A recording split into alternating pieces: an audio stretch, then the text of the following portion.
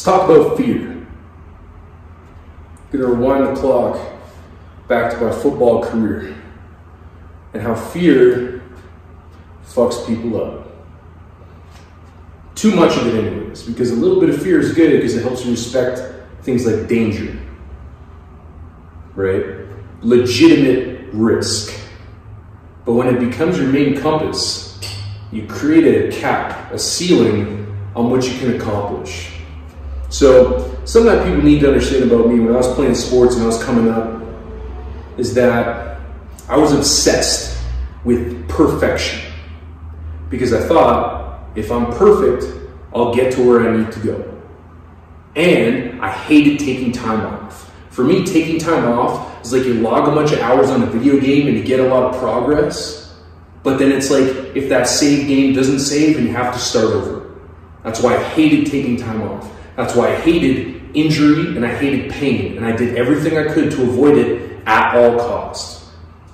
I was the guy that when people were trying to film stuff, they're like, hey, get Ben to do it. Get Benny D to do the demo for the move, or the demo for the workout form, or for like how to do stuff right. I was that guy. When I was in college, they tried to use my film to film like the team workout program and have it be all digital. Same thing when I was doing internship with a sport-specific training when I was coming up in Hamilton. They wanted to use my form because my form to the eye was perfect based on conventional knowledge at the time. And yet, it still didn't work. I don't say this shit because I didn't try it and I'm armchair criticizing. I say it because I was in the driver's seat and I was more obsessed with perfection and ambition and all that shit way more than I want to see out there. Okay, so in essence, when I'm watching football and I'm seeing a lot of people and what like stifled their careers, I saw most oftentimes it was knee injuries. So then that made me be what? Hyper cognizant of my knees. And because this stuff right here and this stuff right here is the main driving force of movement before you ever physically express a move, that means that despite my expressed movement, when I was moving around, I was afraid in my mind of my knees getting hurt. So me playing football, I also learned that I was at my best when I would focus specifically on the ball carrier, because I play on defense. And when I go, and that was the only thing in my mind was get that guy and bring him down. Nothing else mattered, and it's like all my energy, all my force channeled into that move, like a fusion engine, right? All the bits, all the elements, all the workouts, all the training, all the desire and drive, all got channeled, laser focused, and I never got hurt like that. But I do notice the times that the ball wasn't coming to me or I wasn't directly focused on getting to the ball, I would think so much and worry about my knees. I'm like, oh shit, maybe I should take this play off so I don't hurt my knees. Oh shit, I don't want to do this. I don't want to create wear and tear. And then as a result, those would often be the times that my knees would get sore and that would actually hurt them. It was never the times that I was 100% focused, not worrying about the danger or the risk or anything else, but I was just like, I'm just going to use all my energy to make that happen. That's the goal. Striving for it. Shooting towards the moon, to where even if I miss, still land in the stars. Magic still happens. The time that I did my right MCL was on a block, right? So it was a run play. I go, I engage the dude because I was on the outside, engage the offensive lineman, and then I'm thinking about hand placement and my knee and my perfect form that I was doing all in my workouts. Sure enough, knee gave on me. Sprayed my MCL. Time that I was in Virginia, I was with Fort Union Military Academy, and we're playing against Kentucky University's like college JV team, right? It's top shelf. I'm going up, I'm in a play, I see the fullback coming. I already had my full ride scholarship to Arkansas at that point. So I'm chilling. And what's the main focus on my mind? I don't really even want to play in this game in the first place. I don't want to get hurt. I already got my meal ticket. Sure enough, I run through, the fullback's there, I freeze, I slip and trip, fullback comes in, hits my knee, ACL. That was the ACL injury that it tore, and I didn't know like it tore.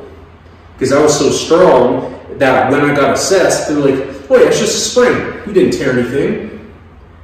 And then when I kept hurting my knee in the pros when I first got started, it turns out that I didn't even have an ACL and I was just playing pro football without an ACL. But anyways, when shit really took off with my left knee was I'm playing against the Argos. It's like the day before my birthday, I think it's 2015, and I'm covering a punt. So that means I'm going to tackle the punt return. I'm fully focused on him, I'm running, but then I'm thinking. Because what? We go over all the different forms and stuff leading up. When I do my thing, I'm good, I'm gold. But now I'm thinking, oh shit, I gotta stop. I gotta play it this way and do the special technique and go and get him. So I stop to plan and I think about it too much. Knee, go down, ended up getting surgery later that year in December. The times that the worst damage happened to me was when I was afraid. Not when I was focusing my intent on a goal or having fun and enjoying myself, but it's when I was thinking, I gotta do the perfect form. I gotta do the perfect technique. And sure enough, on those times, I got hurt. It happened other times, even just working out. I'll give you the example of too much and squat. So a lot of people think, hey, stress is good. Let's just accumulate stress and get strong, right? Because more is always better. If I give you the example of a squat, is that some stress and tension is good for you. It's good, it's healthy, right? It's like squatting within your limit, say 300 to 500 pounds. And you squat that stress, that tension, that adversity makes you strong. So then people think, oh, well, obviously more is better. Let me throw 1,500 pounds on the bar. We can't do that. It's not going to happen. It'll fold you. Snap your spine, break your bones, fold you in half, knock you out. That's what happens if you always think more and more and more is better. There are healthy limits. So then when it comes to more and more and more perfection, more fear, more refinement, and always sticking to this fucking perfect thing, it's when the shit happened. That's my experience with it. Is that when you're always thinking, you're not flowing. You're not being instinctive. All those other times that I made all my best plays, what was I doing? Being instinctive, in the moment, focused, flowing, channeling all my energy into that directed focus of getting the job done and the goal accomplished. But when I started to think and worry, I created a neurological lapse that made me move more in my knees. And it's taken a lot of time to heal that connection to where there's a lot of wear and tear because I was so focused on thinking about my knees and making sure that they didn't get hurt, I didn't move as much in my hips. And my knees became the drivers instead of my hips. So I was so knee focused that no wonder wear and tear occurred. The fear became the focal point and the driver of all the movements and all the stuff I was doing, unless I shut it all off and just flowed. So this is the basis in a lot of the stuff that I share, is I just share my own experience. Everyone lives their own life, so they have no choice but to draw from their own experience. Their stories, their pain, their victories end up formulating their story. Vis-a-vis, a la, equilibrium. It's my experience, my story.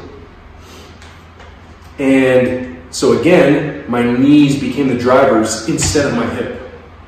So then I had to unlearn, relearn, re-educate, gather motion data to make it so that the hips are a lot more important. To where obviously you're using your whole leg, but when you're driving the motion, your knees aren't designed to do what the hips are supposed to do. They're different, they're unique. So if they have to take over for the hips, they have to take more force, which the hips are insulated and designed to do because what? Got the abdominals, right? Obviously the strong leg, the glutes, low back, they have a lot more support in being a driving force and a driving factor. The knees don't have the same hardware. Straight up and down, simple, A and B, black and white. So then, I did myself a disservice from the fear, creating a neurological lapse. Anytime that I moved outside of the prescribed thing that I thought was perfect at the time, it's supposed to be injury-free, bulletproof, okay? Every time, micro tears, micro shifts, fear, fear, fear, to the point that it grows and grows and grows until you have a pop.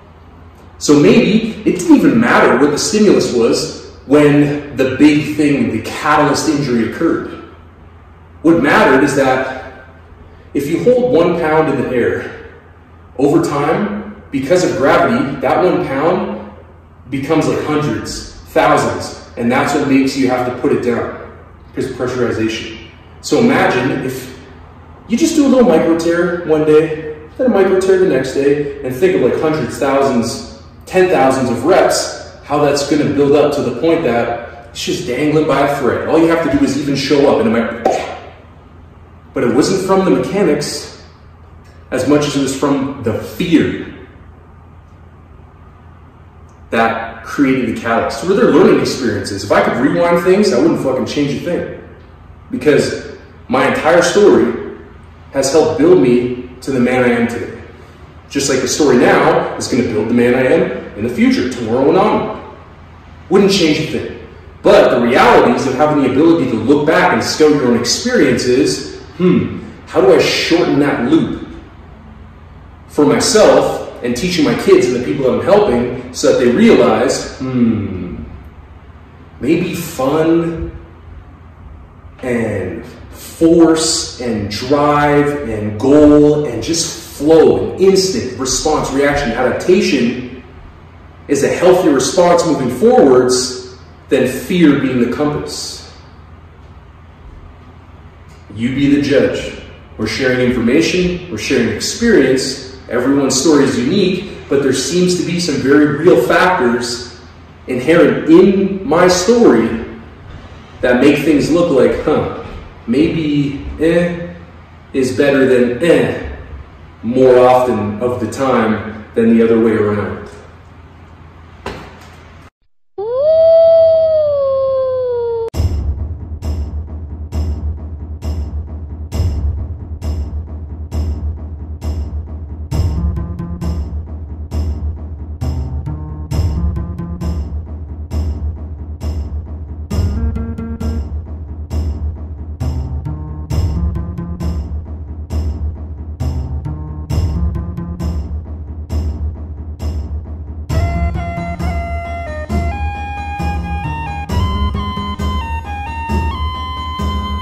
A lot of people are obsessed with movement patterns.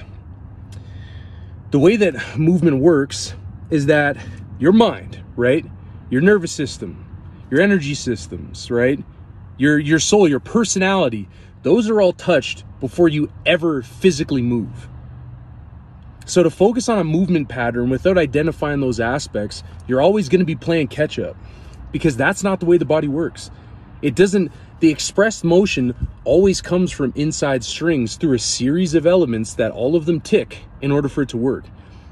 In order for you to move around in a room and see what you're doing, you got to turn the light on first. That's how the body works. All those things are always touched before any physical motion is expressed. So dealing with those elements, with those items, is of vast importance. And reverse engineering and trying to work on the expressed move back has its benefits, but as it being the main focal point, the main arrow and guide on people's compass, I'm not even going to say. You could figure it out for yourself. But if certain things follow a natural progression, right? Again, babies don't come out of the womb walking and running, and adults. You start blank as an infant. Then you have to work and develop to a certain point. There actually is a natural order of elements to things. And the same thing works with the way that you move. So if you're not addressing the neurological aspects, right? The personality aspects, the soul, the brain, all the stuff that is the input in the cell that gets put in to fuel the movement, it's the gasoline in the tank.